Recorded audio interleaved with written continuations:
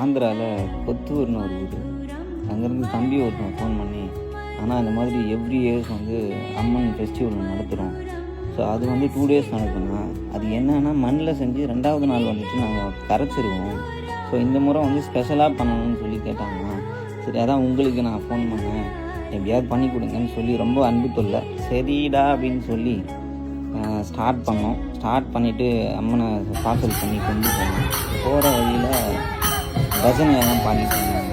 அப்படியே அதை வாரமாக நீங்கள் வேடிக்கை பார்த்துட்டு அப்படியே ஒரு டீயை போட்டுட்டு அதெல்லாம் அம்மனை கொண்டு போய் ஃபிக்ஸ் பண்ண ஆரம்பித்தோம். ஒரு சில பட்டிட்டிங் பார்த்துட்டு பெயிண்டிங் பண்ணி அம்மனை உட்கார வச்சோம்.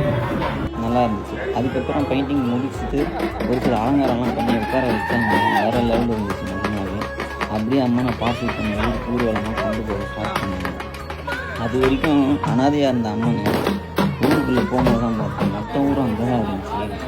வேறு லெவலில் என்ன டான்ஸு, என்ன வைப்ரேஷன், வேறு லெவலில் இருந்துச்சு. நிஜமாவே அவ்வளோ உணர்வுகளுக்கு மத்தியில் நம்மளோட ஒர்க்கு வந்து மையமாக இருக்குது அப்படின்னு நினைக்கும் போது செம்ம ஃபீலிங்காக இருந்துச்சு. நிஜமாவே வேறு லெவல்.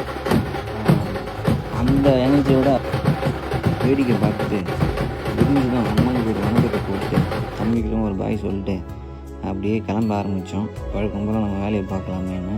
நிஜமாவே நல்ல மொமெண்ட்டு, நல்லா இருந்துச்சு. Thank you guys.